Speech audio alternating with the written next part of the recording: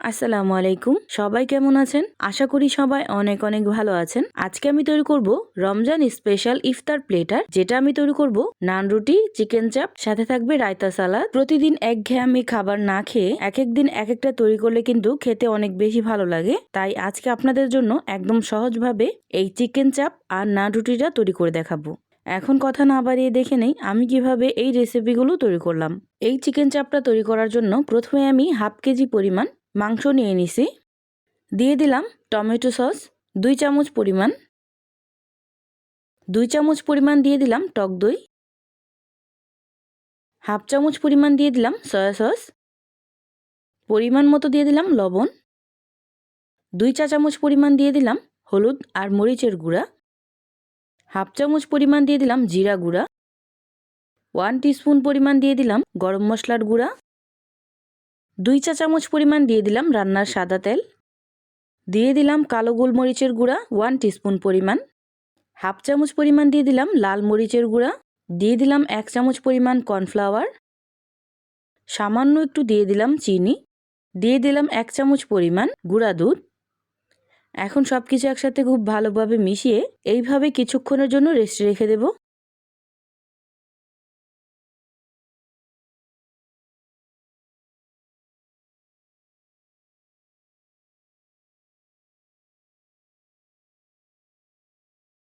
প্রায় 5 থেকে 6 মিনিট রেস্টে রাখার পর এখন আমি এই চিকেন চাপটা রান্না করব। তার জন্য কিছুটা পরিমাণ রান্নার সাদা তেল আর কিছুটা পরিমাণ সরিষার তেল একটা ফ্রাই প্যানে নিয়ে নিলাম। দিয়ে দিলাম গোটা গরম মশলা।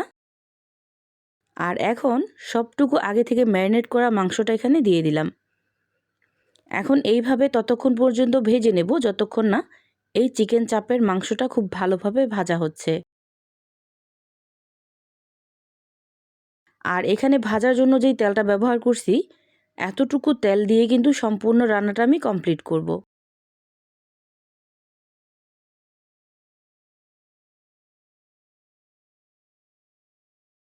এই পর্যায়ে এসে আরও কিছুটা পরিমাণ আদা রসুন বাটা দিয়ে দিলাম।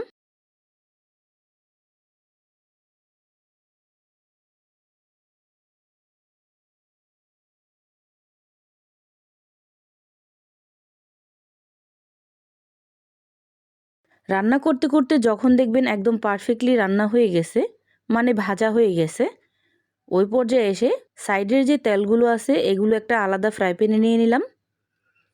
আর দিয়ে দিলাম পেঁয়াজ আর কাঁচামরিচ কুচি। এখন এই পেঁয়াজটা কিছুক্ষণ ভেজে নেব। পেঁয়াজটা কিন্তু একেবারে বেশি ভাজা যাবে না। হালকা ভাজা হয়ে গেলে এখানে আমি আগে থেকে রান্না করে রাখা সেই মাংসটা এখানে দিয়ে দিব। আর এইভাবে আমি আরও 5 মিনিট রান্না করে নেব। এই মাংসটা যত ভালোভাবে রান্না হবে ততই কিন্তু খেতে ভালো লাগবে। আর এই চিকেন চাপে পেঁয়াজের পরিমাণটা একটু বেশি দিলেই ভালো লাগে। দেখতেই পাচ্ছেন রান্না করতে করতে এই চিকেন চাপের কালারটাই কিন্তু চেঞ্জ হয়ে গেছে আর খুব সুন্দর একটা ফ্লেভারও আসছে। এই পর্যায়ে এসে চুলাটাকে অফ করে দিবেন। নান রুটি তৈরি করার প্রথম কাজ হচ্ছে ডোটা পারফেক্ট করা। এজন্য প্রথমেই দেখে নেই কিভাবে আমি এই নান রুটির ডোটাকে রেডি করলাম। প্রথমে একটা বলে নিয়ে নিলাম 2 কাপ পরিমাণ উষ্ণ গরম পানি। আপনারা যদি আরো কম করে তৈরি করতে চান তাহলে এখানে আমি যতটা পরিমাণ দিছি তার অর্ধেকটা পরিমাণ দিয়ে দিবেন। দিয়ে দিলাম 3 চামচ পরিমাণ চিনি, 2 চা চামচ পরিমাণ দিয়ে দিলাম গুঁড়ো দুধ। এখন চিনি আর গুঁড়া দুধটাকে খুব ভালোভাবে মিশিয়ে নিব। হাফ চা চামচ পরিমাণ দিয়ে দিলাম বেকিং সোডা, 1 টিস্পুন পরিমাণ দিয়ে দিলাম বেকিং পাউডার, 1 চা চামচ ভরে ভরে দিয়ে দিব ইস্ট। আমি একটু বেশি পরিমাণ তৈরি করব, আপনারা যদি একটু কম করে তৈরি করতে চান অর্ধেক পরিমাণ করে নিয়ে নেবেন। এখন এই সব কিছু খুব ভালোভাবে মিশিয়ে নিব। দিয়ে দিব পরিমাণ মতো লবণ। এখানে আমি হাফ চামচ পরিমাণ লবণ ব্যবহার করলাম।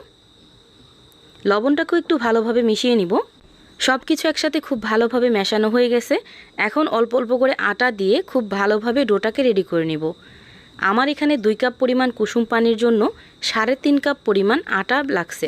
একেবারে বেশি পরিমাণ আটা একসাথে দিয়ে গোলাতে যাবেন না, অল্প অল্প করে দিয়ে খুব ভালোভাবে গুলিয়ে নেবেন।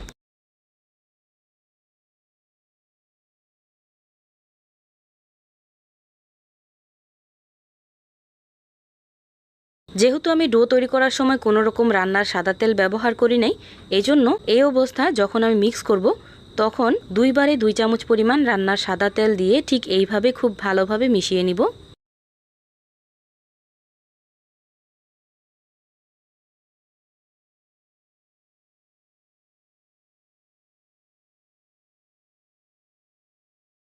এভাবে আমি ডোটাকে খুব ভালোভাবে মথে নিছি, দেখতেই পাচ্ছেন ডোটা আমি কীরকম করে তৈরি করছি। এখন এই ডোটাকে রেস্টে রেখে দেব আধা ঘন্টার জন্য। আর এই তো দেখতেই পাচ্ছেন আধা ঘন্টা হয়ে গেছে, ডোটা একদম ফুলে ডাবল হয়ে গেছে। এখন এই ডোটাকে হাত দিয়ে খুব ভালোভাবে মথে নেব।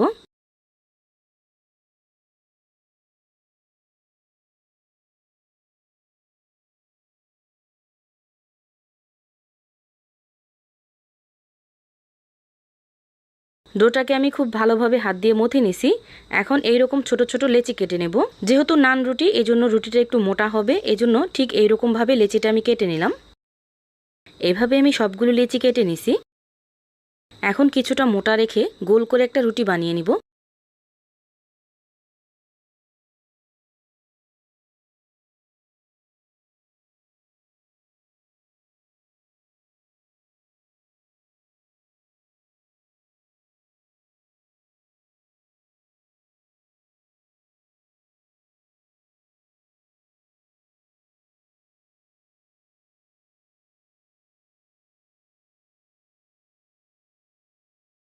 দেখতেই পাচ্ছেন আমি কিভাবে রুটিটা বানিয়ে নিছি। এভাবে আমি সবগুলো বানিয়ে নিব। এখন এই নান রুটিটা আমি ভেজে নেব, এজন্য আগে থেকে চুলায় একটা কড়াই বসাই দিছি। আর কড়াইটা যখন কিছুটা গরম হয়েছে ওই পর্যায়ে দিয়ে দিলাম। এখন উল্টিয়ে পাল্টিয়ে ঠিক এইভাবে একটু কালার করে ভেজে নেব। এইভাবে আমি সবগুলো নান রুটি তৈরি করে নিছি। এখন আমি শসার রায়তা কিভাবে তৈরি করলাম সেটাই দেখিয়ে দিতেছি। তার জন্য হাফ কাপ পরিমাণ টক দই একটা বাটিতে নিয়ে নিলাম। দিয়ে দিলাম 1 টিস্পুন পরিমাণ সাদা গোলমরিচের গুঁড়া আর 2 চামচ পরিমাণ দিয়ে দিলাম মেয়োনিজ। এখানে আমি ঝাল মেয়োনিজটা ব্যবহার করছি, আপনারা চাইলে ঝাল ছাড়া মেয়োনিজটাও কিন্তু এখানে ব্যবহার করতে পারেন। এখন সবকিছু একসাথে খুব ভালো করে মিশিয়ে একটা শসা খোসা ছাড়িয়ে গ্রেট করে এখানে দিয়ে দিলাম। আর আরও কিছুটা পরিমাণ গোলমরিচের গুঁড়োও দিয়ে দিলাম। এখন সবকিছু একসাথে খুব ভালো করে মিশিয়ে নিলেই কিন্তু এই রায়তাটা পারফেক্টলি রেডি হয়ে যাবে।